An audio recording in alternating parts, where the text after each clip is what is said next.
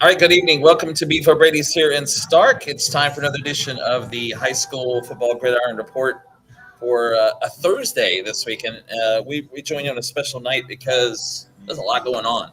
A lot today going on. Corey's had a busy day. We've had a busy day here. As you see on the screen, playoffs, we talking playoffs. We're going to talk playoffs tonight, pretty much. Playoffs. That's why we're coming about 30 minutes early. We're going to talk. First of all, we're going to take a look at the SSAA postseason from last week, the last week of the regular season. Then we're going to move on to the matchups, which were announced this afternoon. Although not without controversy, of course, Corey, per usual. Of course, the FHSAA. Something usually happens, and this time it had to do with the First Academy of Orlando, who I think we talked about since August. Thought they were out of the playoffs. They were supposed to be serving a year suspension. Well, they got like 25 transfers. Right. The FHSAA found out, punished them. Yeah. Said you're from last year. Said you can't go to the playoffs. Last year. And that this year. Because it happened in August. Yeah. Well, it happened between spring and fall. Yeah. Oh, okay. Well, I know last year they had some issues too at First Academy. But yeah. So they get a postseason ban. They get fined $50,000 or more dollars. So they're not going to playoffs all year. And I said this when I looked at the power rankings each week. Why are they listed in the power rankings? Why is Gadsden County listed in the power rankings each week? We know Gadsden County is not going to playoffs. Yet today at 11:45, 15 minutes before the playoff brackets are revealed, we find out that First Academy won an injunction. Yeah, of course. And so that reason, the FHSAA announcement was moved back an hour from noon to 1 o'clock. That was the first thing. And then they announced that, then went into the FIT or the NIT as we call it. And then right now, that reason still isn't known. You're not sure what's going to happen with that. They're talking Monday. Yeah, Monday, which is going to basically give you 5 days for the game to know what you're playing for. Yeah, it's true because it's Friday. But the way everyone else is going to have over a week, but still, yeah. Of course, it's always something. It seems like, and we'll talk about the FHSAA too as the night goes on. We'll be here till 9 o'clock tonight. About a 90-minute. We'll be here till 9 o'clock. Then we'll take you to college football at 9 o'clock, 9 to 10 as we usually do tonight. About a 90-minute edition because we got a lot this week. We start with high school with a kind of another controversy that happened last Friday night. Their first round game between Bell and Fernandina Beach in the SSAA. And first of all, Fernandina Beach eliminates Bell 48-21. But the real story here was Bell 18-year-old senior offensive lineman Daniel Byers. He threw punches and then took the helmet off a 15-year-old Fernandina Beach defensive lineman, a freshman, and then struck him in the head with his helmet. So officials threw penalty flags, ejected him, and separated the teams as referees and coaches restored order. Now, the incident was all captured on video. It was all over social media over the weekend, including Twitter. It was also trending nationally.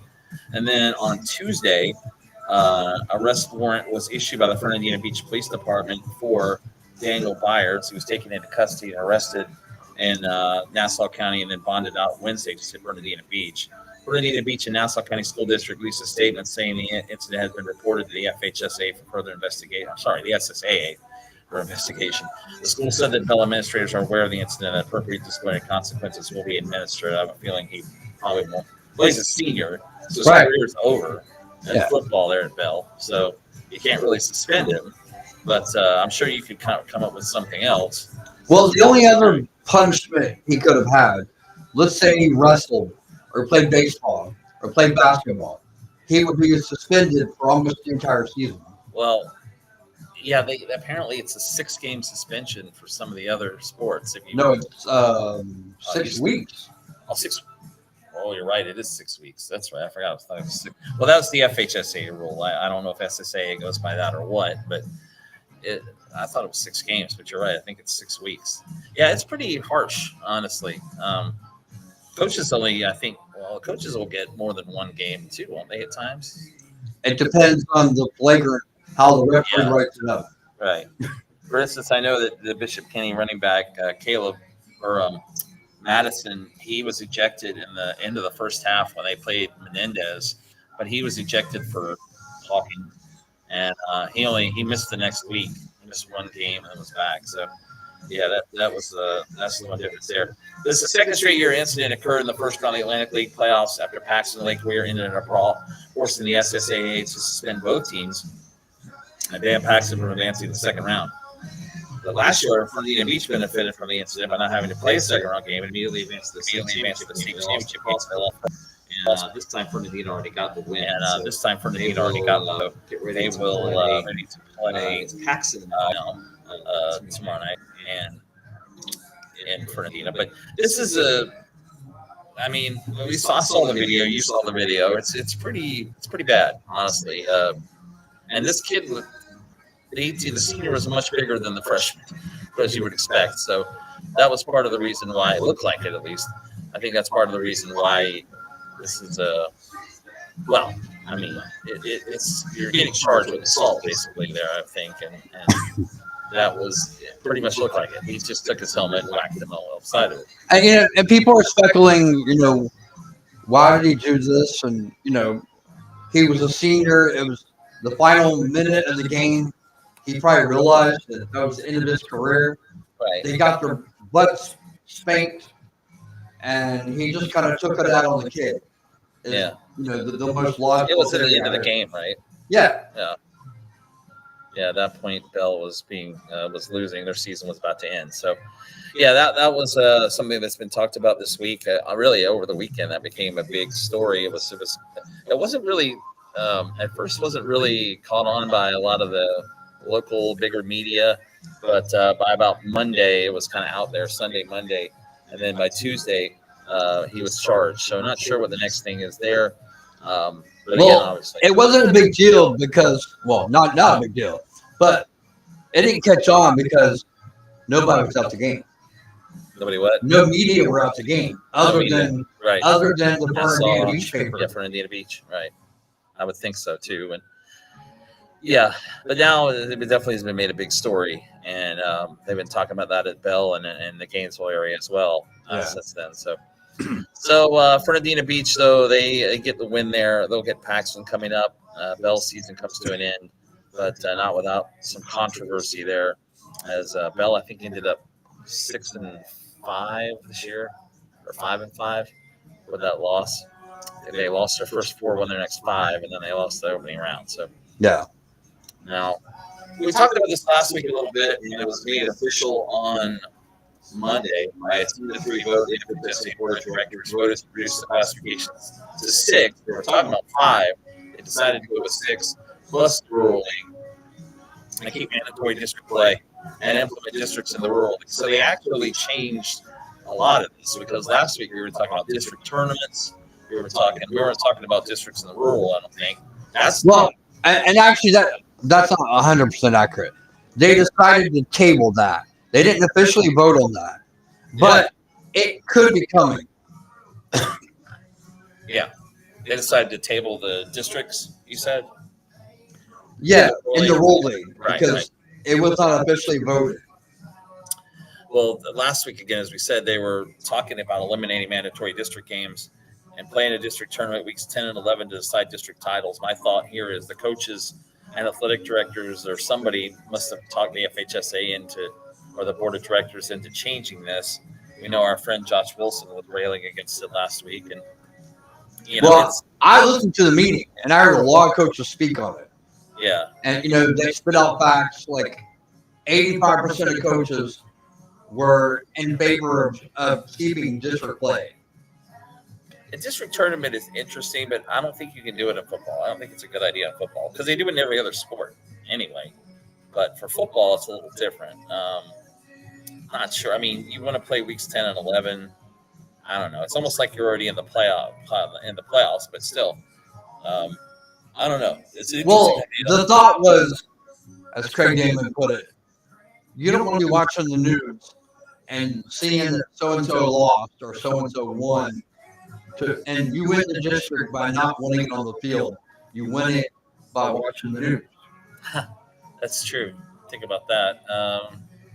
So by having a district tournament, you could still, you will win it because you will play in the championship. So the FHSAA has been busy with that the last couple of weeks. So it's also interesting that they're deciding this as we're heading into the playoffs this year in football. That seems like the way it goes. Usually by the first of the year, the districts are known for the next season. So Well, they say they want everything done before Christmas. before Christmas, right? Which is pretty early, honestly, considering you're not going to play until August. But I believe every sport's kind of like that. I think usually basketball, you probably know during the summer or Well, because spring. schedules are usually done in December, January. For football, that's true. Yeah. Unless you have teams drop out, then you're still looking forward to the summer. But right, that's a good point. And so that's what they're trying to do here. That's what they're voting on as they head now to the playoffs.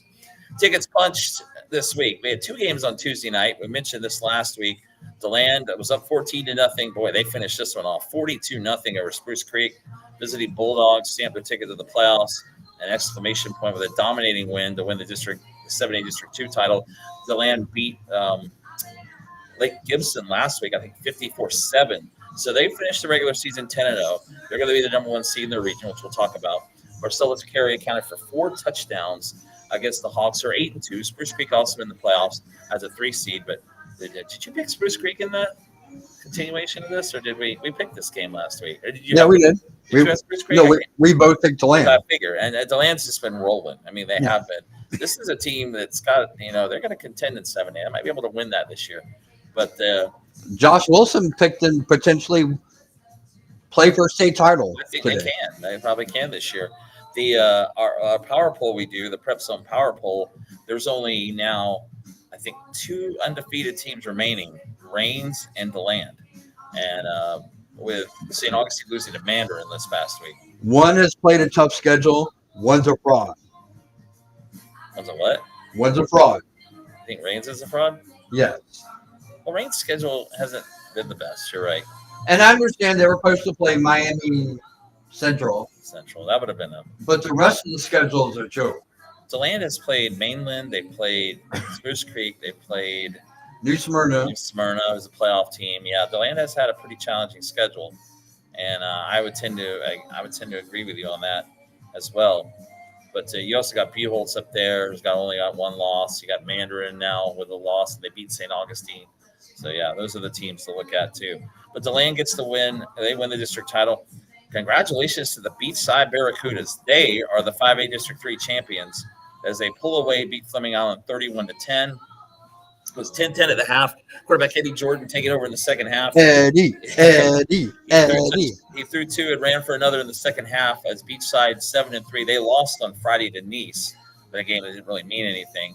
And that puts Fleming Island 6-4. Fleming Island get in as well? No, they did not. Okay, a little surprised. So they're going to be in the FIT or no? Nope, they didn't get it out of there. That's surprising. I mean, I actually thought they might be in that, but the Beachside gets the district title. The good news is Middleburg is in as well, even though they got to go to Mainland. Although at least they don't have to go to the Panhandle this time. And then Ponte Vedra is the 1 seed. So Ponte Vedra doesn't win the district title, but they are ahead of Beachside in the region, which is interesting. Because tougher schedule, allegedly. Yeah. Now, Beachside beat Ponte Vedra, though, head-to-head. Correct. They had to. So, but Ponte Vedra's 8-2. So, yeah. But Beachside makes it in. Congratulations, district champs. Still streaking. Everyone, we have a winner. It did not get to 30 in a row. The Sandalwood Saints win a game. They end their losing streak at 29. They beat Terry Parker. Not only did they beat them 34-8, I believe. They blow them out.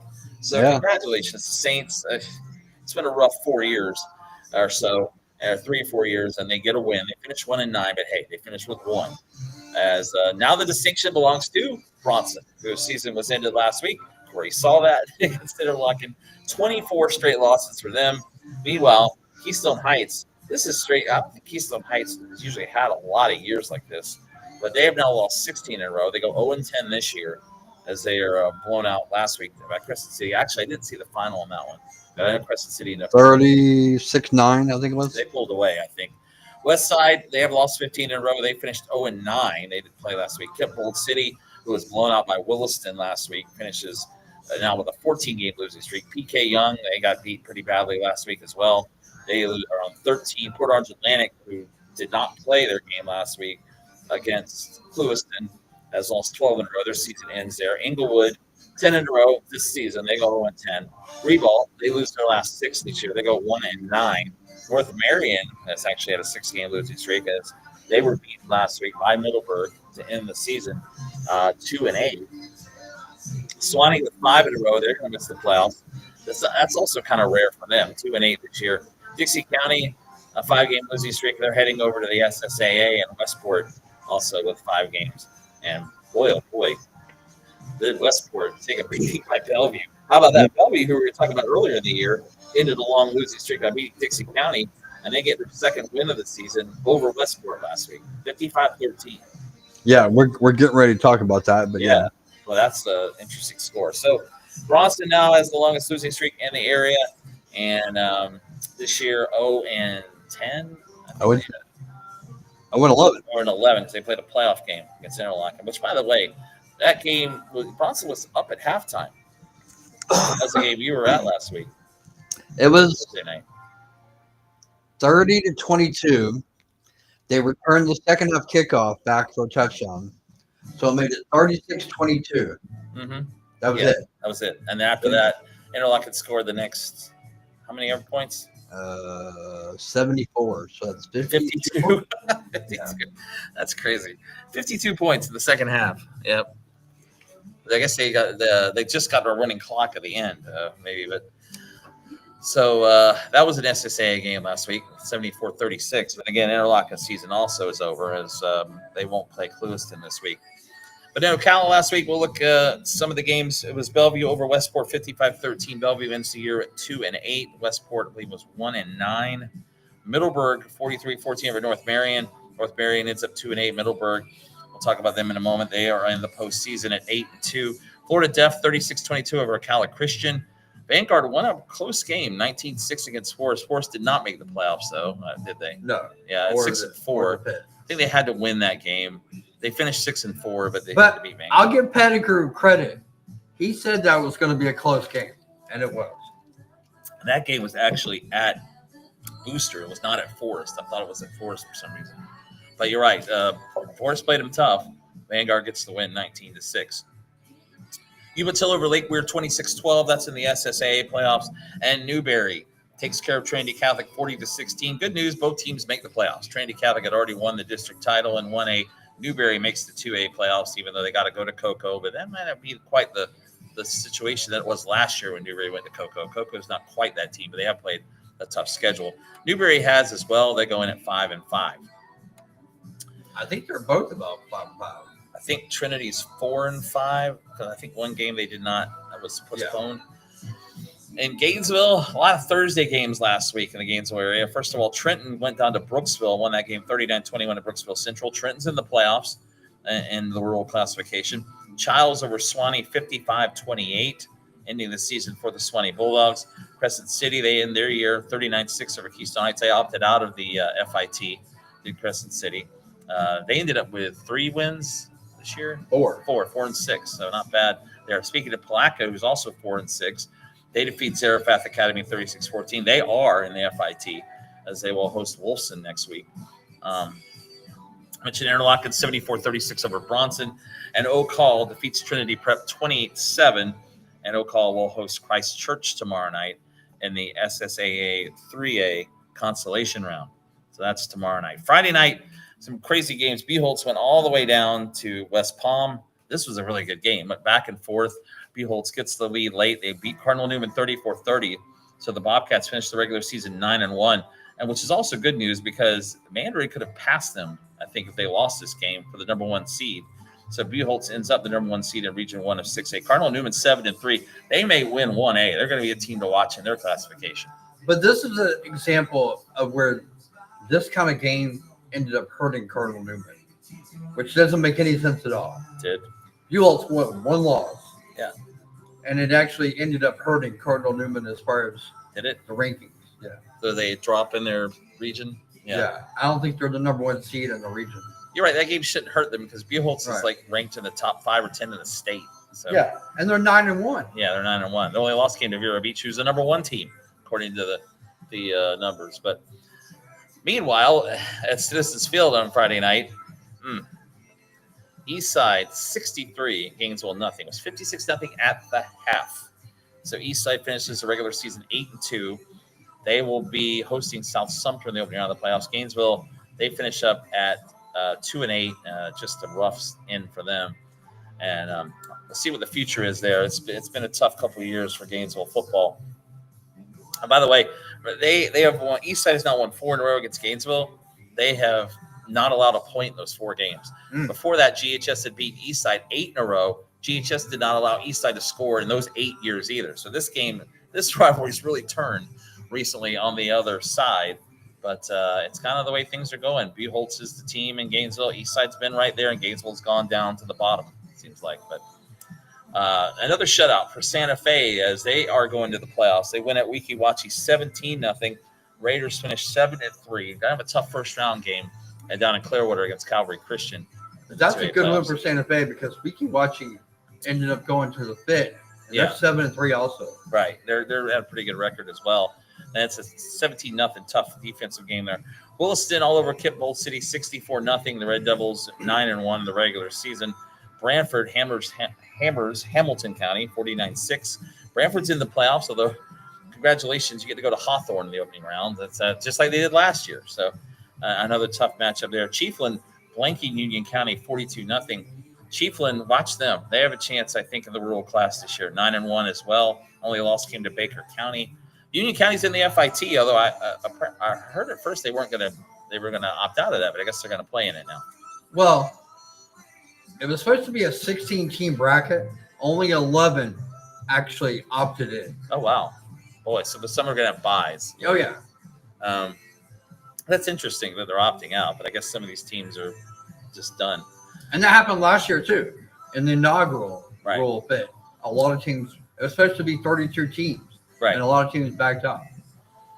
Fort White defeated Baker County 19-7. Now this is interesting, where the team that wins does not make the FHSAA playoffs. They go to the FIT. Baker County does because they end up as the 8th seed, although they're going to go to Rains in the opening round in Class 3A. But Fort White gets that win, and it's not quite enough to get them into the main postseason in the rural class.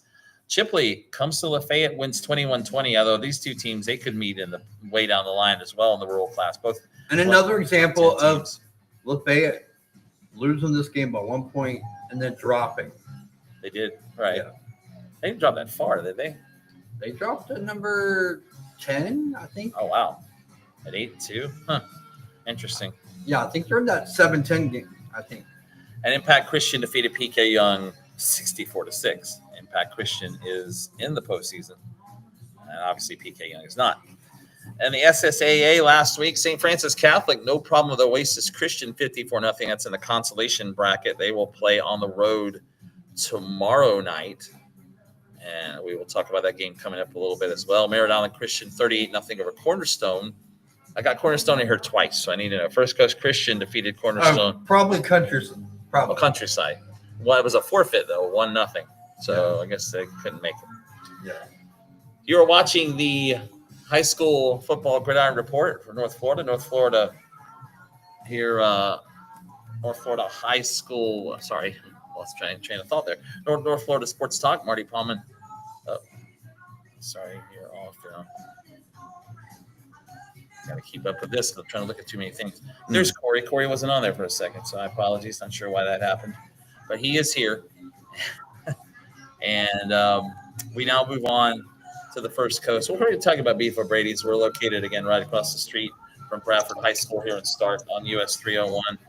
And it's a while you talk about Jacksonville, I'm going to go get a menu. okay. You can talk about the game you were in. Go ahead and talk about this. Corey's telling me to talk about Bishop Kenny. Well, I mean, that's the team I see every week. So, yeah. But they played on Thursday last week. All of these games were on Thursday in the First Coast last week. We talked about Florida-Georgia week. And Bishop Kenny defeated Providence 42-10. That was on Thursday night at Providence. Providence still is in the playoffs, so that they make it as well. Bishop Kenny will be the 3 seed in Region 1 of 3A. They're going to host McCullough in the first round. And that's something we'll get into again in a moment. Sandalwood, we mentioned gets the win. They in their 29-game losing streak, 34-8 over Terry Parker. In that Bishop Kenny game, though, Thursday night, we were at Providence. We were outside, and it was cold. It was very windy that night. Oh, shut up. Mr. sits in the press box. That's right. Well, normally I would too, but it didn't happen last When I night. went to Providence, I was outside. Yeah, we were too. And the funny thing is, they were very nice about it, at least, unlike Menendez. Yeah, they were nice to me too. No, there's no room. Yeah, but the funny thing was, it sure looked like they were there was room in that press box, but it's okay. It actually was only like 50-some degrees with a breeze. The wind was kind of blowing. But anyway, BK finishes the regular season 8-2 with a 42-10 win over Providence. We mentioned Sandalwood ending that 29-game losing streak, 34-8 over Terry Parker. So good way to end the season for Sandalwood there as well. Inglewood, they end up winless. Wolfson all over them, 35-0 in that rivalry game. So Wolfson will go into the FIT. Again, they'll play Palaca. I think Wolfson ended up 5-5, right around 500. 4-6. 4-6. So good, not a bad year for the Wolfpack. First Coast, they end their season as they blow out Jackson 54-8, but Jackson will go to the FIT. Ed White, we talked about this game last week, didn't we? These two teams, we said, hey, they score, but they can't play defense. Well, sure enough, it was a 48-42 overtime game. This one lived up to what we said it was going to be. Ed White pulls that out. They had already won their district, already in the postseason at 8-2. And Baldwin also in the playoffs as well. And actually, Ed White puts this on social media. They set a state record for most points scored in the season. They surpassed Apopka from, I believe it said 2010. Yeah, 550 points or something. Wow. Okay. A state record? Huh. Yeah. By the way, the Florida UNF game basketball is going underway. They just unveiled the national championship banner for 2025.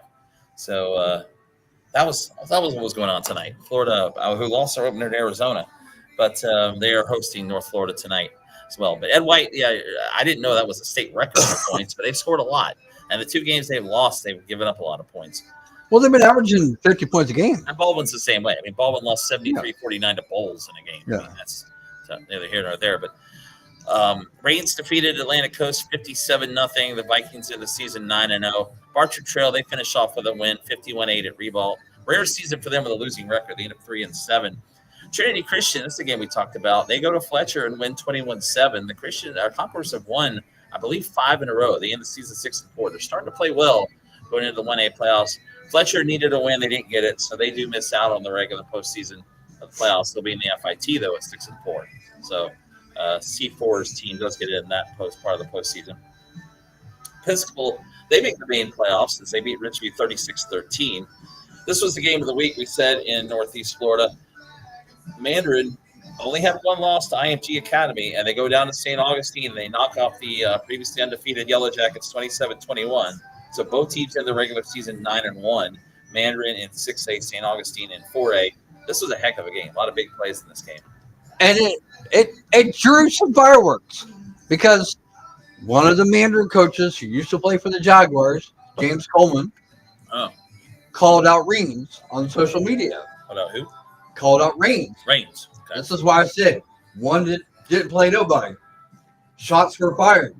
Mandarin's like, James Coleman's like, we played IMG. We played St. Augustine. We played Rockledge. Should get some more tea. Yeah. Thank you. They played really good teams. Oakley.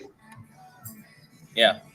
And they're like, every North Florida poll, Mandarin's below certain teams, and including Reigns. And Reigns didn't play nobody. So, yeah, shots were fired. That's a good point. That's a good point because you look at somebody with an undefeated record. We just said there's only 2 teams that are unbeaten. And that's why I dropped Reigns in the poll. Yeah, I mean I understand. You're right. That's a good point, and that's why I have Buchholz with one loss up there because their schedule has not been easy. I mean they just went down all the way to South Florida and beat a really good team. So, but you're right. DeLand, you got Mandarin up there. Mandarin's only loss came to IMG Academy. Yeah, they lost by a lot. That's the number 1 team in the nation. I mean. Even though we debate that one all the time because they don't play in the FHSAA. And I made this point today after the whole First Academy thing, after thinking about it, their punishment should be playing IMG in a bowl game. Who's that? First Academy. First Academy's punishment. They should be playing IMG. Now they did play in the kickoff classic. Yeah. They don't count. Right. But go play IMG at IMG. Okay. Fair enough. That's your punishment. Okay. Yeah, that would be bad for them. You're right. So we'll see what they decide to do there. But the Mandarin gets that win over St. Augustine. Ponte Vedra wins at Creekside 17-7. Again, we mentioned the Sharks end up 8-2. They are in the number 1 seed in their region in Class 5A. Creekside is in the playoffs. Congratulations. You went 4-6, won your district. You got to go to DeLand over the round. Yep. So that's going to be a quick exit, most likely, as they won a pretty weak district with a 4-6 record. Nice all over Beachside 47-17. Nice ends their regular season 8-2. They don't win the district. Obviously, beautiful speed. Thank you. But the Panthers looking good, 8-2. They were a really good first-round matchup we'll talk about. Beachside, as we mentioned, also came back Tuesday and beat Fleming Island to win the district title there. And then Orange Park over Clay, 31-28. The Raiders end up 5-5. 5-5. That's right. They won 5. And even though they didn't win a district game, they went 5-1 outside the district, and they held off Clay 31-28. University Christian went all the way to Key West and got a win, 35-22 over the Conks. They finished their regular season 7-3, district champs, back in the playoffs. So nice long trip to Key West. That was a Thursday game. Yeah, it was actually a Thursday game, which was kind of weird because normally they would play on Friday, and when I found out they were playing on Thursday, I was like, man, they're going to miss 2 days of school. I would think so, yeah. I mean, you got to get down there. I don't know if they probably had to take a bus, and that takes most of one day and then back the other. So, yeah, that is quite a trip down there. Almost could fly to Key West from Jacksonville. It wouldn't be that bad. But so that's a look at the First Coast FHSAA teams. In the SSAA, West Nassau defeated Stanton 48-12. In the opening round matchup, Paxton over Franklin County 42-30 shootout there. Christchurch 52, Seven Rivers Christian 22.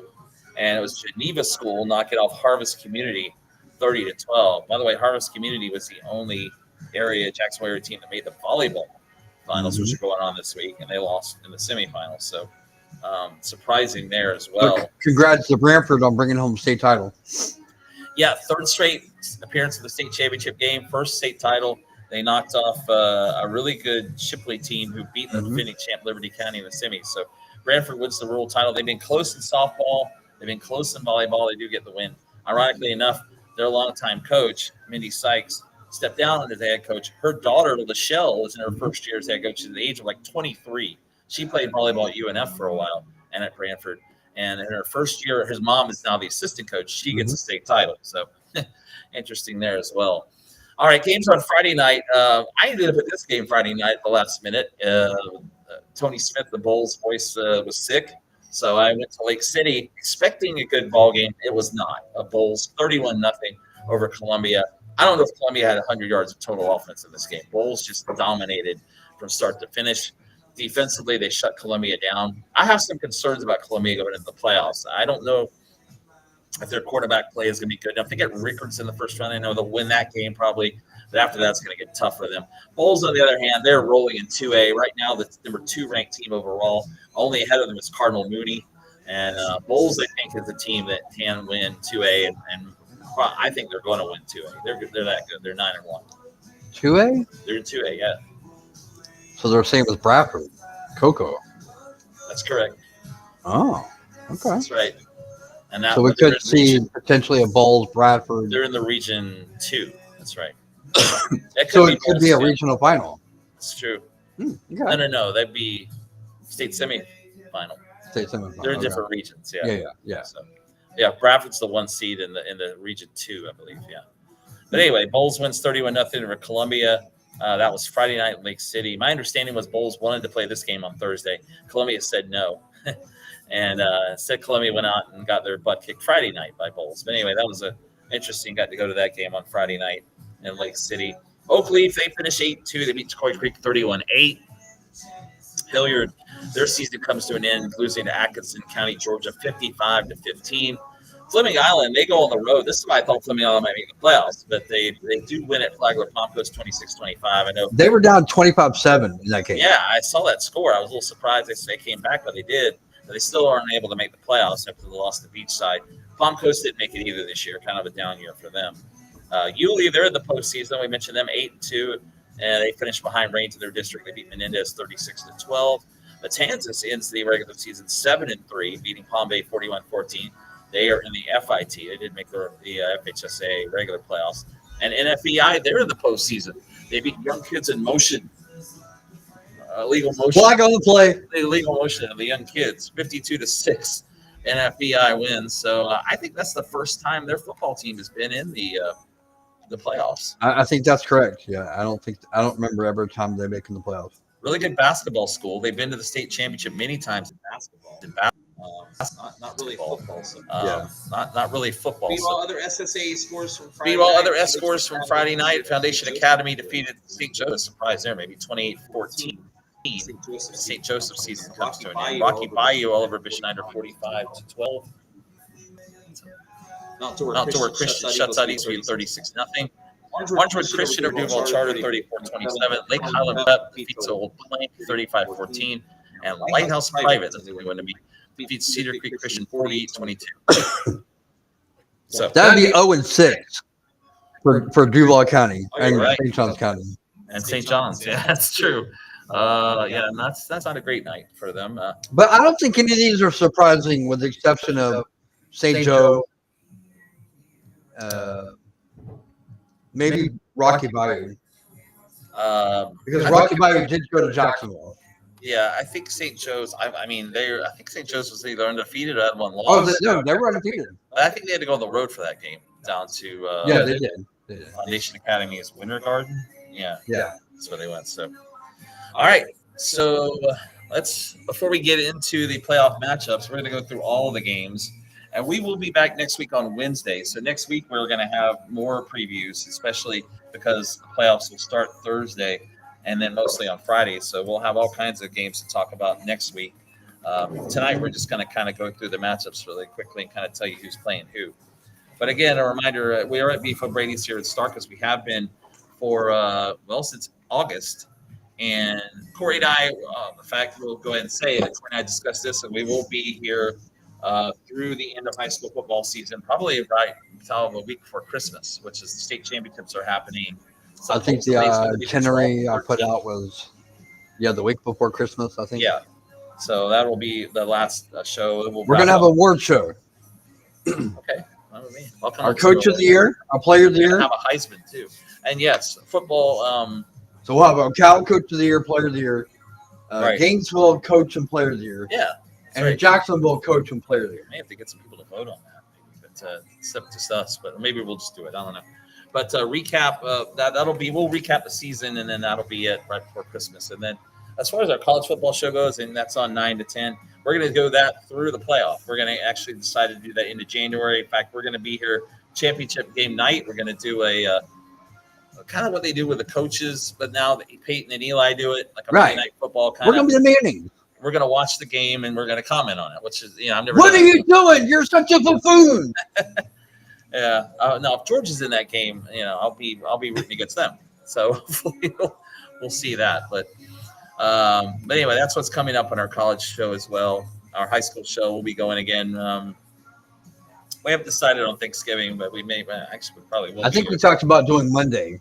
Yeah, I might do it Monday instead of Wednesday, the night before Thanksgiving. Obviously, though, there's a lot of playoff games probably still that week to talk about. Yeah. So. All right. Speaking of playoffs, as Corey, as you can see again on the screen, Corey said, "We're talking playoffs? Playoffs?" Good old Jim Mora comment there.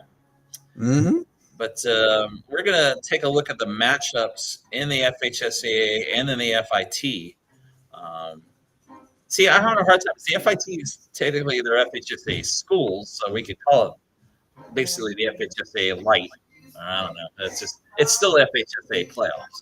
Well, they call it the FIT. They call it FIT. It's the NIT, as we said. Yeah. FHSAA is like the NCAA tournament. Yeah. The FIT is the NIT. But anyway, we'll start with the FHSAA playoffs. 7A Region 1, we mentioned the 8-seed Creekside. They will be at number 1 to land. Yeah, it's going to be tough for them. Creekside, again, at 4-6. Here's your paycheck. Go home. Yeah. Do you get paid to do those games? Go to the playoffs? Playoff games, no. Regular season games, yes. See, you'd think maybe playoffs could too, but yeah. So, yeah, they'll be at DeLand, who's 10-0. We mentioned that earlier. They finished the regular season unbeaten. 5 seed Winter Park and the 4 seed Boone. These are all kind of Orlando area teams. 7 Oviedo Haggerty at number 2 seed Lake Mary, and the 6 seed Sanford Seminole at the 3 seed Spruce Creek. The Hawks and Port Orange will host Seminole. In fact, I think Seminole beat Spruce Creek already this year. I think that was their first loss. It was a close game. So we got a rematch. Okay. Spruce Creek at 8-2 will host Seminole in that game as well. Region 6A Region 1, this involves Gainesville. The number 1 seed is Buchholz. They will host the 8 seed Oviedo. I haven't confirmed if that's going to be Thursday or Friday yet. I was trying to talk to Noah Ram at the Gainesville Sun about that today. He said, and I heard this too from some of the Buchholz folks I know, that they were trying to play Thursday. So, of course, that would put East Side and South Sumter Friday night there at Citizens Field. So we'll see. But you would think it would be, I mean, it's a long haul for South Sumter too, but you would think that would be the Thursday game because I think it's a little closer for South Sumter than it is Oviedo. South Sumter's not that far to Gainesville. Yeah, it's like an hour and a half maybe. But I think part of this too was I think they thought they might be playing at Crestview or something from the Panhandle. Now Oviedo's still 2.5 hours away from Gainesville, but I don't know. I haven't. Actually, I'm going to text him and see if he has that confirmation. But Noah Ram of the Gainesville Sun. I think we're going to get him on next week to talk about the playoffs. We'll have him on. We'll have a guest next week as well. But so Oviedo and Buchholz the 1 seed there in 6A Region 1. Meanwhile, this is an interesting game. The 5 seed Oakleaf and the 4 seed Nice. I think that might be the best game in the Jacksonville area. I think you might be right, and they we talked about a long trip. Probably will get Buchholz in the second round. You were just talking about Crestview. Crestview is going to Mandarin. Yeah, and Crestview, the 7 seed. Mandarin ends up the 2 seed in Region 1. Boy, I'd like to see a Buchholz Mandarin region final. That'd be something. Buchholz has already beaten Nice if they play them in the second round. They haven't played Oakleaf this year. They beat them last year in the playoffs. And then 6 seed Evans out of Orlando will travel to the Panhandle to take on 3 seed Pace. Crestview's got to come to Jacksonville, and Evans has got to go out to Pace. So bit of a trip there as well. That's the 6A Region 1. Good to see Pace in the playoffs because a couple years ago, Pace was 8-2 and didn't make the playoffs. Yeah, well, about 3 years ago, they played Buchholz in the first round in a game that got moved to Newberry because there was a hurricane that week. They played on a Thursday, and that was one of the better playoff games I've ever seen. Creed Whittemore brought Buchholz back. We haven't had a hurricane all year. Don't say that word. It's getting kind of late, but I mean, you're right. I'm just saying they had one that year. So a playoff game got moved because of a hurricane in November? Yeah, we had them That's in November. crazy. Well, part of it was Eastside, I think, was playing at Citizens Field, and GHS was playing as well. So, yeah, they ended up playing on Thursday. It was weird. But, no, they played on Friday. They moved it. They had to move it to Friday. They were going to play Thursday. Storm moved it back, and they ended up playing on Friday at Newberry. That's what it was. So, wow. Yeah. All right. That was Creed Whittemore's senior year when Buchholz made one of their 4 straight trips to state semis. All right, 5A Region 1. Ponte Vedra ends up getting the 1 seed here. This is an interesting matchup first round. Niceville is the 8 seed. I don't see this very often. But Niceville is going to come over here to play Ponte Vedra in the opening round. Yeah, I heard the mainland coach jumped in the chat room with Josh earlier today, and he was like, how are we not the number 1 seed? Well, I mean, it's a good question. It comes down to computer. No Yeah. one really knows. I mean, Ponte Vedra, even though I said they're 8-2, they didn't win their district title. Beachside did. But Beachside at 7-3. Speaking of them, they will host Milton. Milton coming from the Panhandle is a 5 seed to take on 4 seed Beachside. But you could have a Ponte Vedra Beachside rematch in the second round. Meanwhile, you mentioned Mainland. Did the Mainland coach get on to talk trash to Josh? Because it's No, he alma mater. just complained. Because they're playing his alma mater. Middleburg is going to Mainland, 7 seed and 2 seed, which actually, this is one of those typical Mainland teams. I mean, they're good. They won the state title 2 years ago. Last year, they were a little bit down. But I think they were kind of like Coco. Their first couple of games their schedules were DeLand. Yeah. I believe Coco. Yeah. I mean, they struggled early on because the schedule was really tough. 7-2. Yeah, they ended up playing really well in the end. So 7 seed Middleburg at the 2 seed Mainland, and then a game over in Panama City. 6 seed Tallahassee Lincoln, the 3 seed Panama City Mosley. That will be in 5A Regional 1. So a chance to see maybe Ponte Vedra Beachside matchup in the second round. 4A Regional 1, St. Augustine, despite the loss to Manor, they get the 1 seed in the region. They'll host the 8 seed Arnold out of Panama City. 4 seed Ed White is home to the 5 seed Pine Forest out of Pensacola. Could see an Ed White St. Augustine matchup in the second round. That would probably be pretty high scoring. The 7 seed, the Booker T. Washington at Pensacola, not Miami, will travel to Fort Walton Beach to take on 2 seed Choctawhatchee, or Choctaw as they're known. And then the 3 seed Columbia hosts the 6 seed Rickards. Honestly, I don't know how Rickards made the playoffs as a 6 seed. I saw them play early in the year. They were struggling, but they do make it. Of course, if that goes by seeds, Columbia would have to go to Choctaw in round 2. I think everybody wants to see St. Augustine and Choctaw play because, Choctaw was number 1 a week or 2 ago in the regional rankings. So they probably felt like they should have been the number 1 seed. Right. And I think they played. I know they played last year, but they typically play in the playoffs every year. Yeah, they do. So sorry, Ed White and Columbia. Everybody wants to see the Aug and Choctaw. Yeah, St. Augustine's actually already beat Columbia once this year by 20 points. That was they were in the same district, so we've had that matchup before.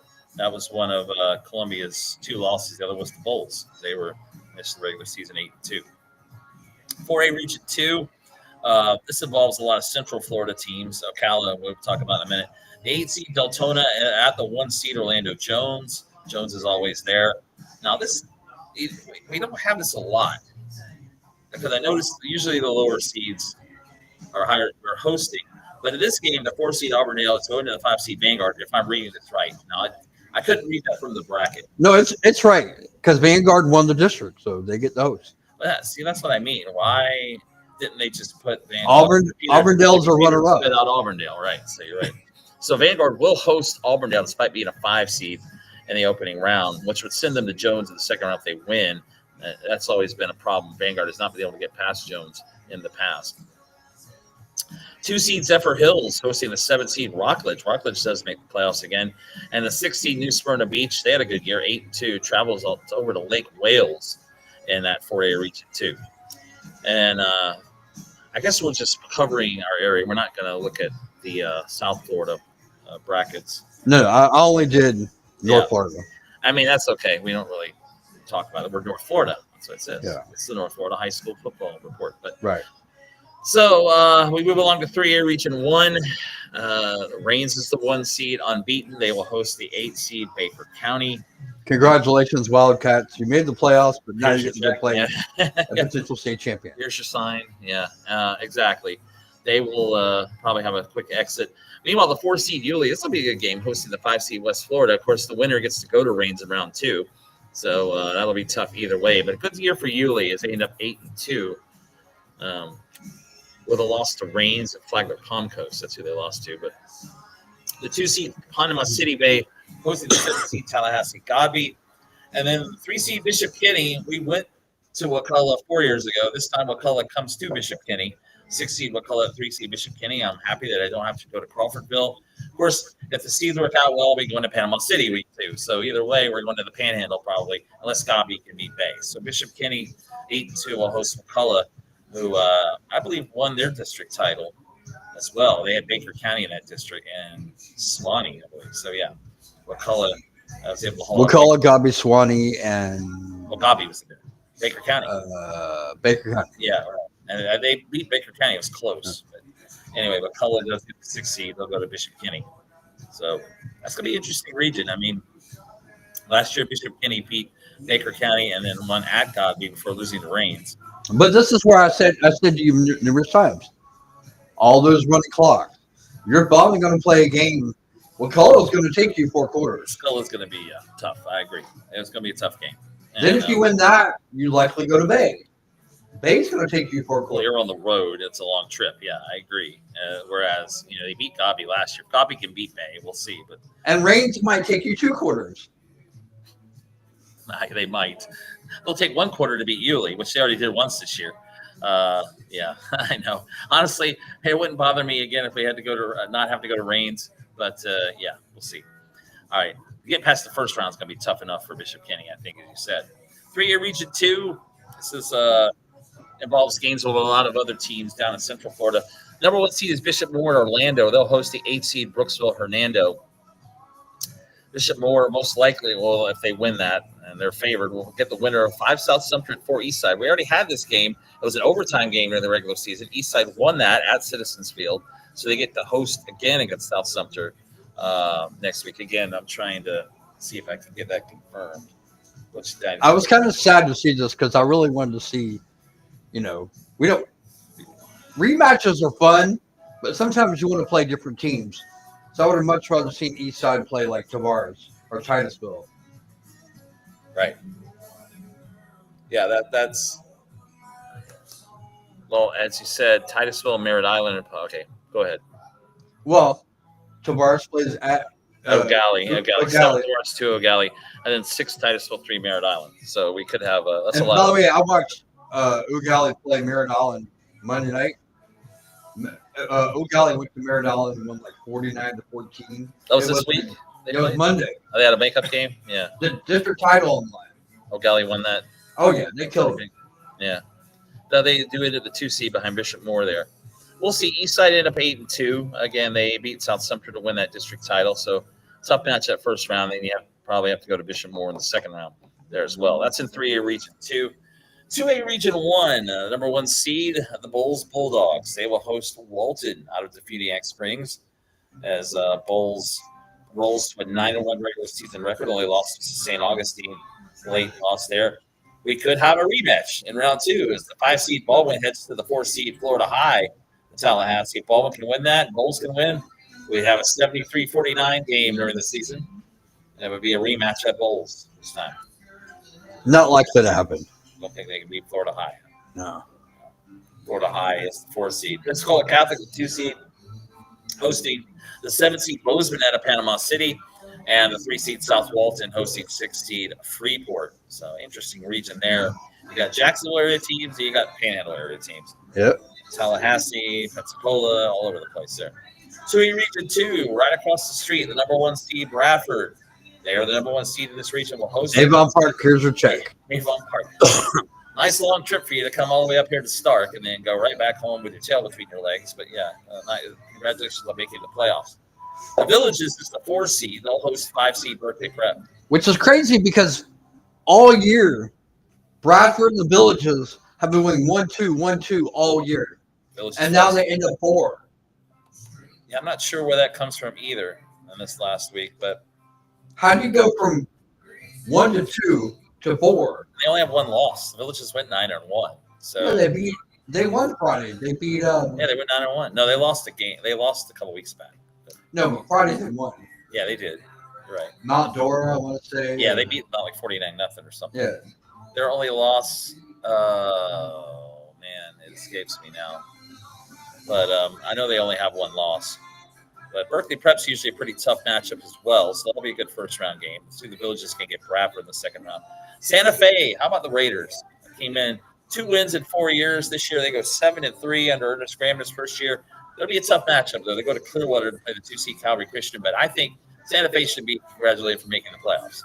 Honestly, after the years they've had.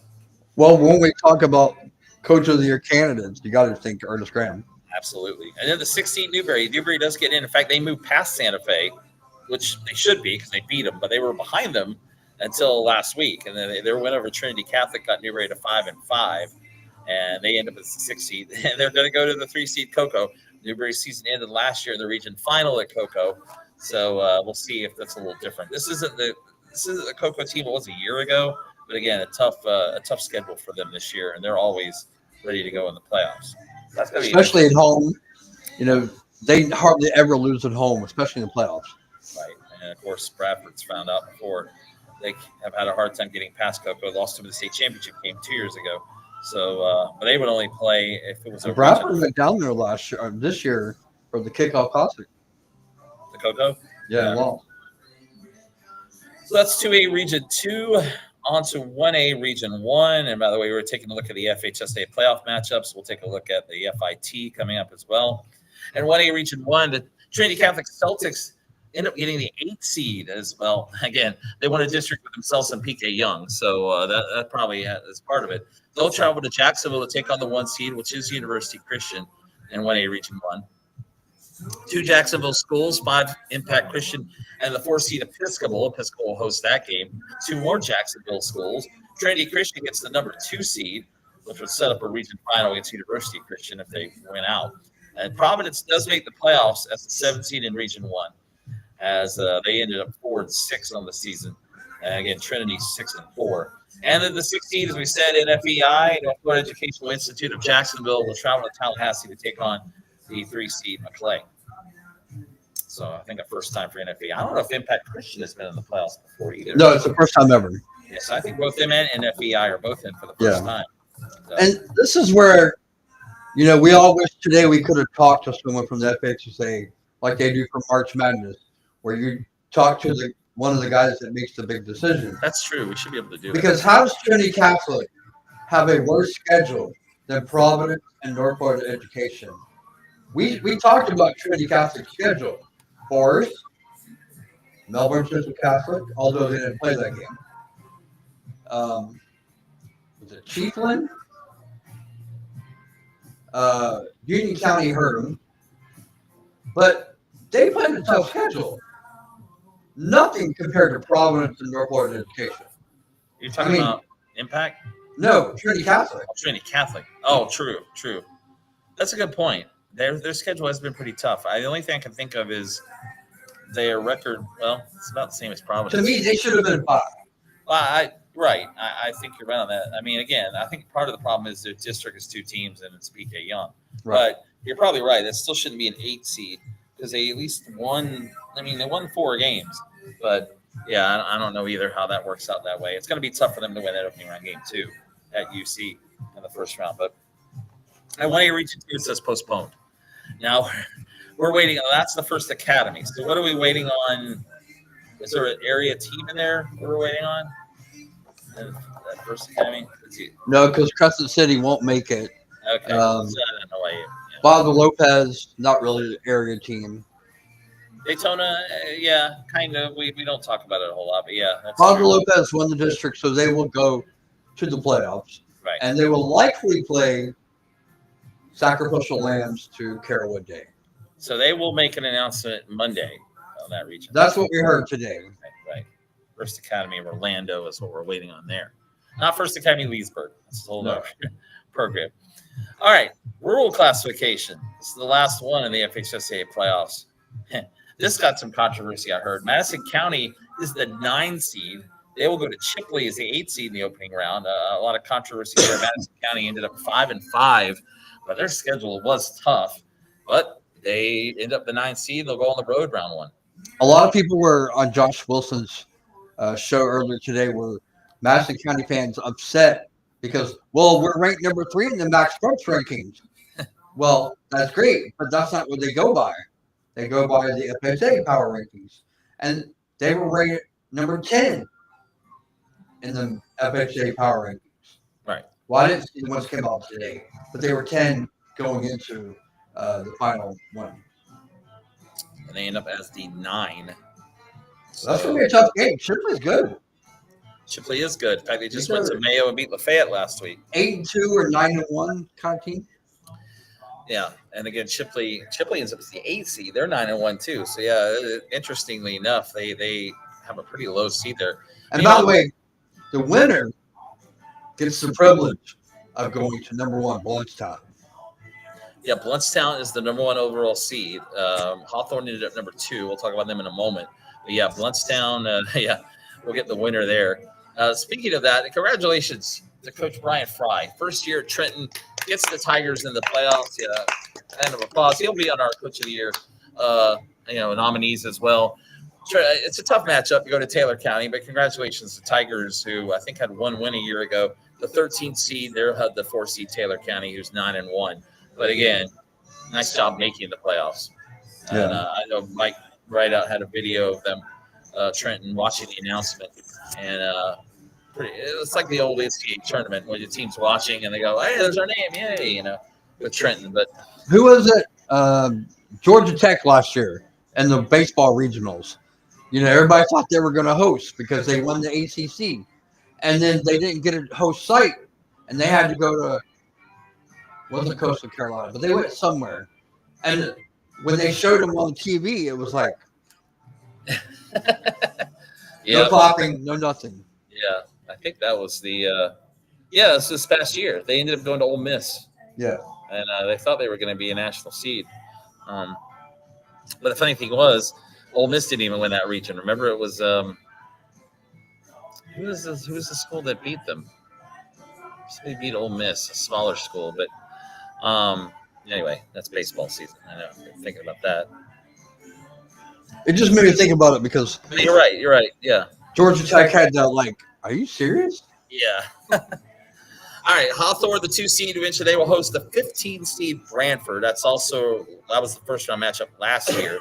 So the Hawthorne Hornets, who have made the last 5 state championship games in the rural classification, or 1A, will start as the 2 seed. And sorry? I think I just got booted. Nope, I'm still there. Nope. No, you're not. I don't know was. why he's doing that. Hold on. Okay. Apologies there. I don't know what's going on with that, but internet seems to be kicking us in and out. Again, here live from Beef Brady's at Stark. I will tell you more about them in a moment. But the other 2 rural classification matchups, you mentioned Lafayette. Boy, you're right. They go from who knows where they would have been to losing the Chipley. Now they, as a 10th seed, they got to go to Williston in the first round. It was a 7th seed. That's a tough matchup to start. I mean, it's kind of like pick your poison, though, because they could have gone to Taylor. They could have gone to Hawthorne. They could have gone to Chiefland. Well, they could have been home. I mean, I don't know. I thought Right. that was possible. In fact, if they beat Chipley, they might end up at home because Chipley ended up as an 8 seed. Who knows? I mean, they could have been at 9-1. They probably Right. would have been at Chipley. But Fayette will take the trip to Williston. That's going to be a good game, though. That might be the best game of the first round in the rural classification. Williston, despite being 9-1, is a 7 seed there. I guess somebody has to be. Speaking of teams that are 9-1, this is another team to watch in the rural class. 3 seed Chiefland hosting the 14 seed Sneeds. Chiefland 9-1 as well, and I think that's a team to watch. I think you have Bluntstown, Hawthorne, Chiefland, Taylor County, Williston can win this class. You got a whole bunch of teams that can win this. Madison County, don't forget, if they can get past Chipley, who knows? But they got to play Bluntstown probably. Right. Chipley on the other side, and Chipley. There are a lot of teams I think who can win this title. Yeah, I think, and I'm glad that they created this class because this is the reason why they kind of created the class. You know, you're not seeing, with the exception of Madison and Hawthorne, you're not seeing the same teams playing the Final Four every year. It's true. You know, it's a different Panhandle school. It's a different Gainesville area school other than Hawthorne. You know, and nobody could get past North Florida Christian back in the day, and that's why they created this league. Well, let's look at the rural classification as well. So you've got Hawthorne is the 2, Chiefland the 3, Taylor County the 4, Williston the 7, and Chipley the 8. There, and Trenton is the 13th seed going to Taylor County. So that's kind of a look at the area teams in the rural classification. Again, we're at Beef for Brady's here at Stark, located right across the street from Bradford High School, US 301. Try the triple meal deal starting at $10.99 with the Angus cheeseburger, crispy chicken sandwich, 6 jumbo wings. You get chips and salsa, house or Caesar salad, starter meal, and fries or fountain drink for starting at $10.99 at Beef O'Brady's in Stark. Of course, specials every night. It's Thursday tonight, so Steakout Thursday is $12.99. Ribeye steak sandwich plus fries with Philly cheesesteak plus fries, or a cowboy steak salad for $12.99. Fish and chips Fridays here at Beef O'Brady's. You've got the cheeseburger and wings Saturdays, kids combo on Sundays for only $1.99, and then Mondays, burger Mondays for $7.99. $7.99 ultimate taco Tuesdays, and then we're usually here on Wednesday, the 99-cent each traditional wing Wednesdays or BOGO free bonus. So something every day here at Beef O'Brady's, which is celebrating 40 years since it began down in Tampa in that area. So Beef O'Brady's here in Stark on US 301. All right. So now let's take a look at the, as we call it, the NIT, the FIT, the FIT. And some of the messages we have there. In the rural classification, and again, they're doing this by rural by itself, then 1A through 3A, 4A through 7A. In rural, for white, they just missed out on the FHSAA playoffs. They get the 1 seed in the FIT, so they get a bye in the first round. 9 seed Wildwood will be at the 8 seed Jefferson County. 5 seed Northview will be at the 4 seed Moore Haven, November 21st. That says, it's in 2 weeks. Because they got by, so they have play buys. each other. So they have buys. Yeah. And Fort White will get the Wildwood Jefferson County Right. winner as well. 10 seed Weewa Hitchcock will travel to the 7 seed. That's Milton Central. Right. In the Panhandle. Port St. Joe's, the 2 seed, they're going to buy, and they will get the winner of the 6 seed Union County at the 3 seed Holmes County. And again, those teams got buys. As you said, only 11 teams opted into this, so a few teams get buys. But actually 10. I said 11, but actually it's 10. 3, 4, 5, 6, 7, 8. Yeah, there's 10. You're right. And this championship game will be at the Villages again for this. All these. Well, the rural classification too for FHSAA, but yeah. So Union County did make it. They're going to Holmes County in the opening round again. That'll be November 21st, Friday, 2 weeks from tomorrow, and that's second round. 1A through 3A, they got Denellen, the number 1 seed there, despite a 4-6 record. Tough schedule for them. They end up as the 1 seed. They'll host the 8 seed Pensacola. That's a bit of a trip. Round 1. Team you talked about earlier, 4 seed Wiki Watch, 7-3 hosted 5 seed Andrew Jackson out of Jacksonville. The 3 seed Palaca hosts the 6 seed Wolfson. How about the Wolfpack making this? Both are 4-6. Yeah. Somebody's got to win. Yep, that's right. And Palaca is seeking their first playoff win, even though it's not the FHSAA. They have not won a playoff game since 2003. Right. Or, yeah. Wolfson? 2003. Yeah. No, Palaca. Sorry, they haven't won a. Wow, that's surprising. I don't think Wolfson's been. I remember them in the playoffs one time, the FHSAA playoffs. It's been a while for them, but and I think Rutherford pulled out of this game. Yeah, this was after the fact, but Yeah, we North found Florida out Christian. tonight. So North Florida Christian gets a bye as a 2 seed. They'll get Palaca Wolfson winner in the next round. So, So most likely I'll be heading to Tallahassee in 2 weeks. Right. So that's the 1A through 3A. 4A through 7A, Fletcher gets the number 1 seed there. They'll host the 8 seed Land O'Lakes up in Neptune Beach. The school is located. 5 seed Tallahassee Childs at the 4 seed Palm Harbor. But this is what I don't understand. Palm Harbor is down by Tampa, isn't it? Yeah, it's Palm Harbor is Pasco County. Okay, so maybe that does make some sense for the north. But this No, broken up, Pasco's Tampa, basically, yeah. but it's broken up in north and south. Right. So Palm Harbor is in the north. Yeah, I know that's true. I mean, when we talked about that is really odd. I guess they may not have enough teams. I don't know. That may just be what it has to be in that classification. Kansas is the 3 seed. They're 7-3. They'll host Bartram Trail. That's an interesting first round matchup. 6 seed Bartram Trail, who was 3-7 this year. Our First Coast did make it. My apologies. I said earlier their season was over. They make the FIT as the 7 seed. Their reward will be to go all the way to Tate in Pensacola as the 2 seed. So the First Coast Bucks in their first season under their new coach do make the FIT. So that's a look at the area teams in the FIT. Round 2 of the SSAA playoffs in the Atlantic League. We'll start with this is the Championship League. 4 seed Umatilla, 11-0. 1 seed West Nassau, 10-1. This is going to be a really good ball game. 2 teams that are combined 21-1. Umatilla likes to throw it around. West Nassau has rushed for 3,400 yards this year. So that'll be an interesting matchup first round. 3 seed Paxton, 7-4. The 2 seed Fernandina Beach, who's 6-5. The 4 seed Satellite, 9-1, travels to the 1 seed. This is Delray Beach American Heritage, who's 7-3. And the 3 seed Space Coast at 10-1. And the 2 seed Frostproof at 8-3 at Frostproof. 11-man 3A consolation bracket. 3 seed Christchurch, 8-3. We'll travel to the 2 seed Oak Hall in Gainesville, 6-4. I'll be at that game tomorrow night for MainStreetDailyNews.com. Checking out Oak Hall and Jacksonville Christchurch. 8-man 1A, 5 seed First Coast Christian is 5-3 at the 4 seed Riverview Academy, who's 1-8. I believe Riverview Academy is Riverview, Tampa area. And the 6 seed St. Francis Catholic, 3-6, will travel to the 3 seed Lake Mary Prep, who's 4-6. That's an 8-man 1A consolation.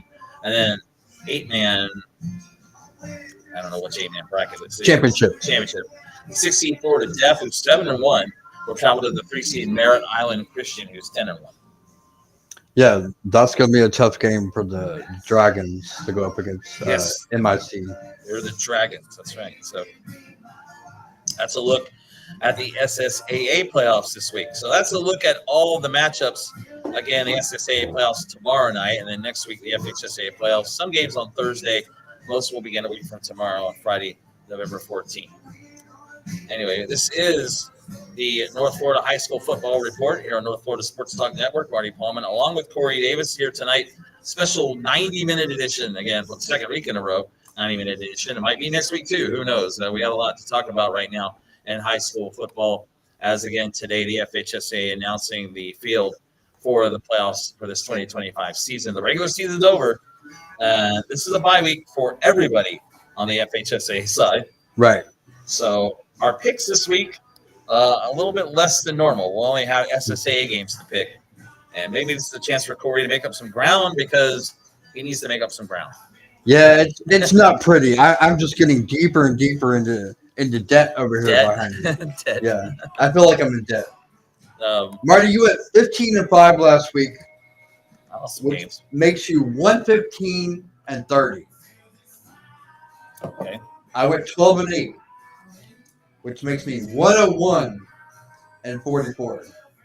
So I'm 14 behind you now. Oh, you said 17 earlier. Okay. 14. 14. Yeah.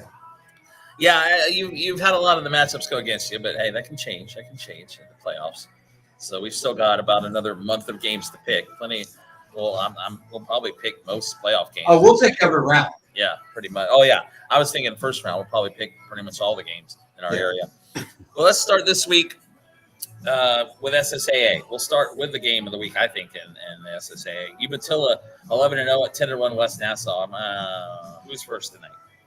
Actually, I'm behind, so you go first. I go first. Okay. Because I need to see what your pick. Do you? All right, that's right. That's fair. Okay.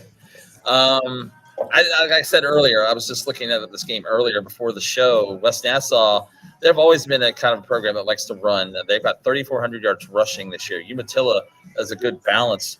But West Nassau, I think, has a chance to win this whole thing. Only lost to Yulee, who's a playoff team. Umatilla's got 11-0. I don't know if they played quite the schedule West Nassau has. Again, the game's in Callahan.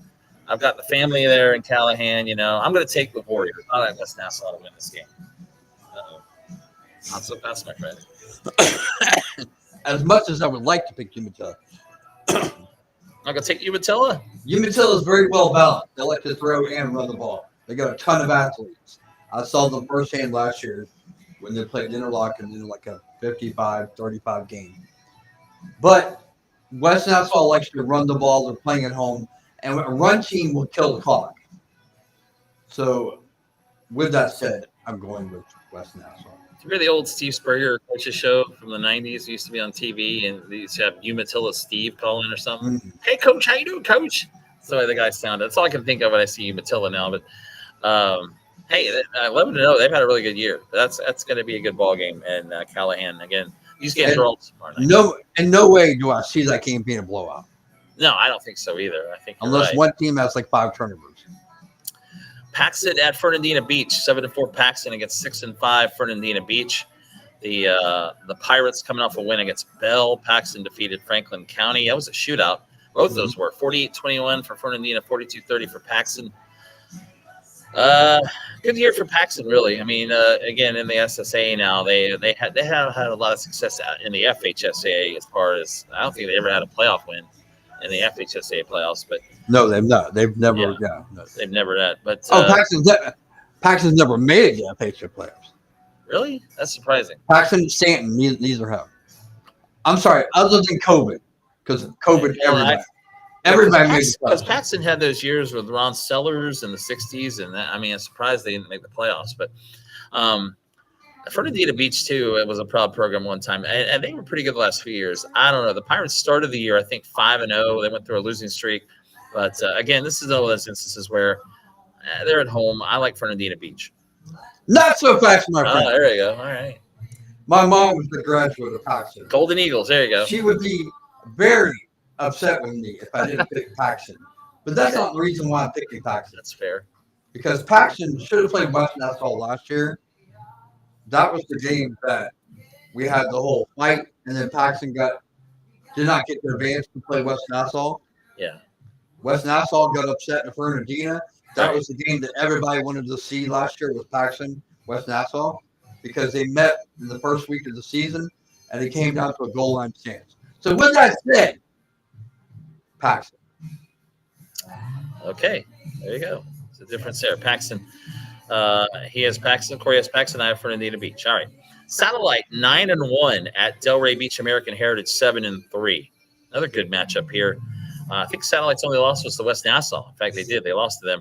Delray American Heritage, again, a program that's won FHSAA state titles. They played for a bunch of them now in the SSAA.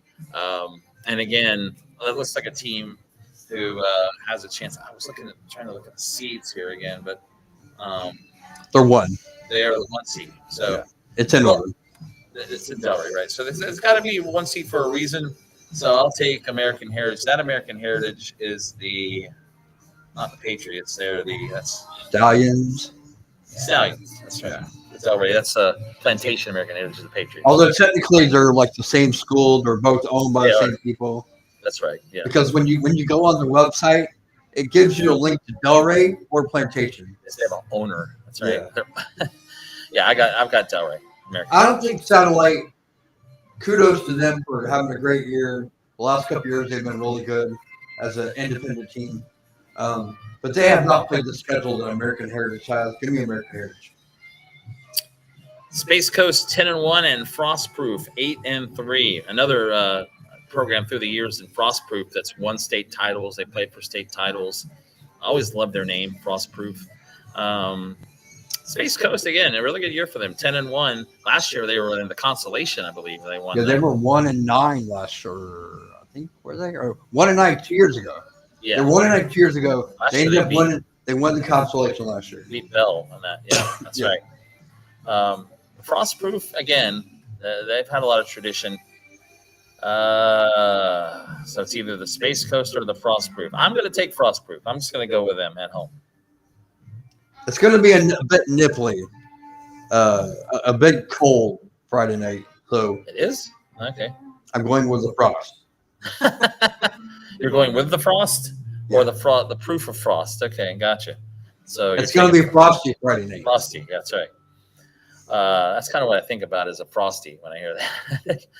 Christchurch and Oak Hall. Christchurch 8-3, Oak Hall 6-4. I'll be at that game tomorrow night in Gainesville. Pretty even game here, I think, between these two teams. 3-seed Christchurch, 2-seed Oak Hall. This is the consolation, by the way, 11-man 3A. You've seen Christchurch. See, that's the thing. I have not. Christchurch can run and throw. You saw them play Interlochen. That was the game that they started on a Friday. right. We had, Opening week, right? and then we postponed the game a month later to a Monday. Right. And Interlochen led that game. Technically, I saw them twice. Interlochen was leading that game, and then Christchurch came back and won. Yeah. Right. So, Oak Hall started the year 5-0. Then they lost 4 in a row. Then they won last week against Trinity Prep of Winter Park. Yeah, like you said, Christchurch is a pretty good all-around team. I know this game's in Gainesville, but I tend to lean towards Christchurch in this game. Oak Hall seems like they're really good every year, but they can never get past the first or second round. You know, a couple of years they've been 10-0, then they'll lose in the first round. I've seen Christchurch. Christchurch is a really good team. Like I said, they can run and throw. Give me Christchurch. Okay. I know you probably thought I was going to take Oak Hall there, but no. I did. Yeah, you did. Well, that's what I'm saying. After I hear about Christchurch, I mean, Oak Hall's kind of been struggling down the stretch. Now, this next game, I know nothing about. Yeah, about to say First Coast Christian 5-3, Riverview Academy 1-8. Give me First Coast Christian. They're 5-3. But somehow Riverview is the higher seed, which is why they're roasting. Schedule, yeah, I don't know, but give me the 5-3 team. I'll take First Coast Christian, even though it's on the road. Okay, well, just to be different, I'm taking Riverview. Go ahead, take the team with 1 win. That's fine. St. Francis Catholic at Lake Mary Prep, 6 of the 3 seed, although the records are pretty similar. 3-6 for St. Francis, 4-6 for Lake Mary Prep. This is 8-man, by the way. Yeah, that's 8-man 1A. That's what First Yeah. Coast Christian Riverview were. Yeah, St. Francis has not had a lot of luck on the road through the years, and it's a team. I believe they've won all their games at home this year, including their first round matchup. Lake Mary Prep. They've had some good teams. I'll go with the home team here, Lake Mary Prep. I agree with you. I'm going with the Griffins, I think they're called. Are they? I think they're called the Griffins. The only Griffins I know were Sickles in Tampa. No, Griffins. I thought those were called Griffins. Yeah, Gryphons. Griffins. G-R-Y-P. Yeah, I thought it was. I don't know somebody what told me that it is, was but Griffin. I don't either. But well, actually, either. I don't know what a Griffin is either. yeah, I don't either. Either way.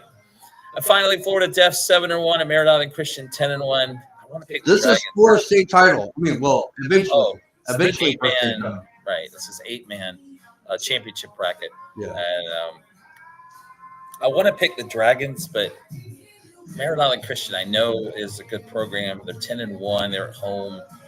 I'll take Merritt Island. Well, I wasn't going to share any information because I wanted to see where you were going to go. But Merritt Island Christian is the defending state champions. Yeah. I guess I remember that. Yeah. So As much as I like Florida Def, and I can remember when they were the homecoming opponent for everybody. They even beat Trinity back in the day when Trinity was everybody's homecoming opponent. really, Back before, or maybe when Portland just started. Early Trinity Christian their homecoming. Wow. early 90s before Wow. they started getting good. Yeah. They were everybody's homecoming opponent. Okay. And Florida Def beat them one year. I was like, wow, how do you lose to Florida Def? But they've been really good the last couple of years, but you're not going to go to the defending state champion and come away with the win. Right. So Merritt Island Christian is the pick there. So we have a couple of differences this week as Corey tries to make up a lot of ground. And again, we will pick next week. We have two differences. Yeah, two differences. A lot of games coming up, though, as we said, next week. We will have a ton of picks next week. Yeah, we're going to pick. Well, we got a lot of teams in the first round next week, so we can pick a lot of games going forward. Well, it's almost 9 o'clock, so I think we can wrap it up here now. We've covered a lot of ground tonight between our breaking news stories, the FHSAA playoffs, FIT, SSAA. So good show tonight, a lot going on. We'll be back Wednesday next week. I'll check out Facebook and Twitter. We'll make a decision. We might do 7:30 again next week. A lot of games to talk about. We'll have these games to talk about too next week, these SSAA games. So Corey's out the night off again tomorrow night. 2 Fridays in a row. How about that? Yeah, it's a rarity. I'll be off, but I'll be following a volleyball game. Yeah. I mean, you're not at a game tomorrow night. No, Second Friday in a row. I wanted to go to a game. In fact, I thought about going to West Nassau, but if I got to get up at 6 a.m. to go to Fort Pierce, Yeah. that's going to be kind of hard. Right. That's true. Well, so see if St. John's River volleyball can make it. And you can go see that on Saturday. And I might be heading to Winter Haven Saturday, depending on Gainesville High and the volleyball semifinals tomorrow. If they win, they'll play Saturday night. So we'll be heading down there with Main Street Daily News. But you can check out, I'll have coverage of Oak Hall and Christchurch tomorrow night as well. And no broadcast there this week for Mike Rideout or myself. But we'll be back next week with the playoffs. Yeah, why aren't you guys broadcasting that game, by the way? Which one? The Oak Hall game. That's a good question, actually. Well, I know Mike doesn't have a voice. Well, yeah, because I could have done it this week. There's no Bishop Kenny game, but I mean, we Right. just decided. I think we're going to try to do some more playoff broadcasts. We're trying to save that. Well, I know next week we'll probably have at least 3 games. We'll have Thursday and Friday at Citizens Field, most likely. Again, I don't know who's playing when. It's going to be either East Side or Buholtz. But anyway, we'll check that out. And you can check that out as well. Check out the FHSAA website or Max Preps for those updates on those matchups as well. All right, that's going to do it. Thanks to Beefo Brady's here in Stark for once again hosting us. Coming up in about 5 to 10 minutes, take a little bit of a break. 9 o'clock, we'll have the college football report here on North Florida Sports Talk. For Corey Davis, for Philip Crutchfield, who has been our helpful throughout the years, I'm Marty Pallman saying so long. You've been watching the North Florida High School Football Gridiron Report here on North Florida Sports Talk. So long and good night. Enjoy the games, and we'll talk to you next Wednesday.